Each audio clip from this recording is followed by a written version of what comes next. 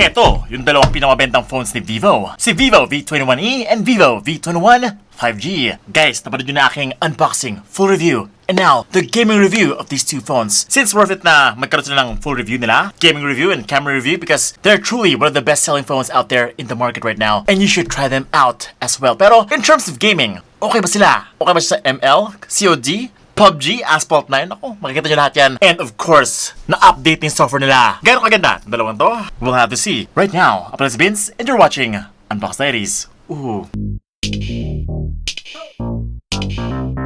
Okay, so ito na yung dalawang phone na yun. Si E version na worth 16,000 plus and Vivo V21 5G worth 23,999 pesos only. Ito yung mid-range offering nila, si E version. Meron siyang Snapdragon 720G processor, 8 gigs of RAM, 128 gigs of internal storage. Meron siyang 33 watts of fast charging, so it's a really competitive gaming smartphone. Ito naman si Vivo V21 5G. Meron siyang Dimensity 800U processor. And meron din siyang 5G. It also has 8 gigs of RAM, 128 gigs of internal storage, and the same charging speed. This is the higher-end phone with higher-end specs and higher-end design. And today, malalaman nyo na kung sino mas okay sa games. Starting with Mobile Legends. Here we go.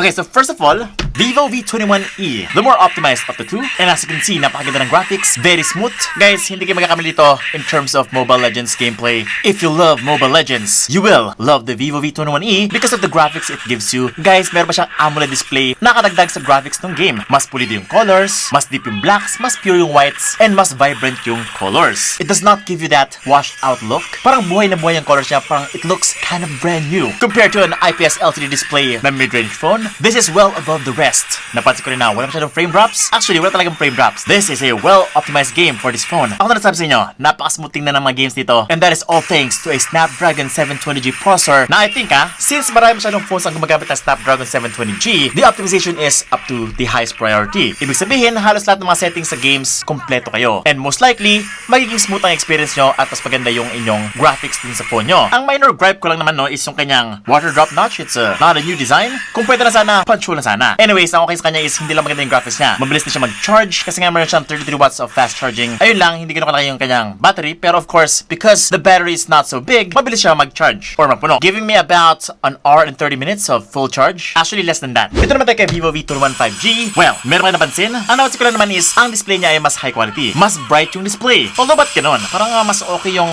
nakita kong display kanina. Siguro dito na sa Mobile Legends yun, no? Parang mas okay tingnan yung mga colors dun sa Vivo V21e. Pero, yeah, might be just the game. Bumagi lang siguro dahil dun sa kanyang itsura. Pero definitely, the AMOLED display on the Vivo V21 5G is much more high quality. Mas mataas yung brightness. Mas mataas yung purity ng mga colors. And get this, meron pa siyang 90Hz refresh rate. So, wala yung ganun sa Vivo V21e. So, kung naghanapin na isang high refresh rate phone na AMOLED display pa, you got it right here. The 5G version. Which is, we're on the way to 90Hz or 90 frames per second, 120 FPS. Malapit na yan sa League of Legends. Mag-update na sila. And meron na rin sa Call of Duty niyan. Kaya lang wala pa siyang available sa mga mid-range phones or legit gaming phones. Pero sure ako, mag-creep down siya sa mga mid-range phones and soon sa mga entry-level phones ang 90 frames per second experience. Sana lang ang kakayanan ng processor. Etong 90Hz refresh rate ay usable lang sa home screen, Facebook. It makes you feel that the phone is quite smooth and fast. Dahil smooth ang kanyang itsura kapag nag-swipe ka. Kaya lang sa games, pang future pa yan na usage. Wala pa ngayon. Pero yun, going back to Mobile Legends dito sa Vivo V21 5G, it's pretty much on par, I think, no? I did feel some of the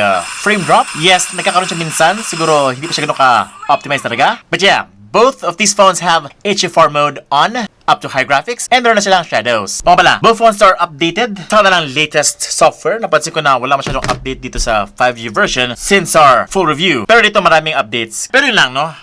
You must see this sa mga susunod na games. Pero bago tayo mag-COD, papakatali ang Tutu benchmark score. Ito yung mga scores nila. That is 345,000 points sa Vivo V21e and almost 385,000 points sa Vivo V21 5G, which is mga nasa 40,000 points yung difference. Medyo substantial na rin. Pero nakita ko naman sa mga games yung substantial difference. Mas mabilis talaga itong si 5G. Let's do a quick speed test pala para makita nyo kung gano'ng kabilis si 5G version compared dito kay Snapdragon 720G. Here we go! Sino sa bilis? 1, 2, 3.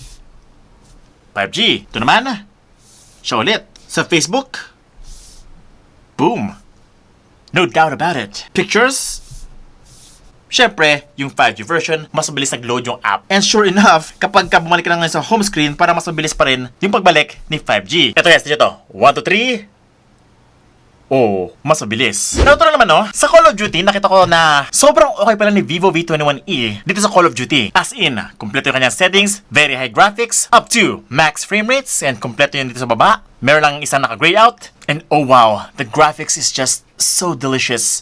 Iba talaga nating ng isang AMOLED display. I think lang, no, yung AMOLED display ni Vivo ay, they don't mention it, no, pero sobrang high quality. The moment that you look at them and you compare them to other AMOLED phones na mura, mura nga, sobrang mura nga, pero hindi ganito kaganda. Yung purity ng colors ay ibang level na. Which is why nakita ko dito yung graphics ay mas pulido. Sa Call of Duty, kung mahilig ka talaga sa graphics, no, yung maganda tingnan yung game, dito guys, sa Vivo V21e, maganda ang graphics ni Call of Duty dito. Hindi lang ganun kaganda yung sounds, hindi ganun kabuo, pero saktuhan lang, clear naman siya. Ayun lang, pagdating kay 5G version, this is where the optimization starts to be relevant, no? Let's face it, Call of Duty is so relevant these days. Well, not as relevant as Mobile Legends, pero minsan, or madalas pa nga the number 1 to sa Play Store. Si Vivo V21 5G ay, ganito lang yung settings niya. And I think hindi pa siya masyado tinututukan ng mga developers. Meron ako nakakita mga improvements sa camera part, pero in terms of the games, halos ganun pa rin. Pero nga, hanggang ganito lang yung kanyang graphics, medium graphics, high frame rates, pretty much a entry-level kind of settings lang dito. Pero kasi pag naglaro ka na, hindi mo akalain na ganun lang yung settings niya. Kasi despite the limited settings, napakaganda pa rin ang graphics niya. Very smooth. I think kumabot pa rin ng 60 frames per second to. So, ibig sabihin, this might be still on the same level as the Vivo V21e in terms of performance sa Call of Duty. But yeah, that's it. Okay, so Asphalt 9 naman. This game has been there for quite some time now. Siguro 2018 pa ata to. Ito ay nabansakang heavy game in the Play Store. So, I tried it out. At ayun na nga, napansin ko parang sa wakas, lumamang na si 5G. Mas smooth tingnan yung graphics dito sa Vivo V21 5G. Definitely. Medyo naglalag pa tong si Vivo V21e dito sa game na to. So, kung mahilig ka mag-racing games or Asphalt 9, you know what phone to go for. But yeah, both phones are definitely capable of producing heavyweight graphics just like this. Definitely great stuff. Proceed naman tayo sa PUBG, no? Sayang, nawala yung hype dito sa PUBG, pero ipakita na lang din. Si PUBG ay yung OG ng Battle Royale. Bago pa man si Call of Duty dito sa Play Store, andyan si PUBG. Dito ako madalas nagtitest dati, pero simula nung nawala yung kanyang hype, well, out na siya sa reviews ko. But yes, ito yung settings niya. HD graphics, high frame rate, so parehas na dalawang phone niya na. And this was a tough one. Maybe it's just the optimization, but I don't think meron pinakaiba. Like really, siguro dahil sa settings yan, it's already capped at this performance, so I guess we're not gonna be able to see the difference na rin sa PUBG. So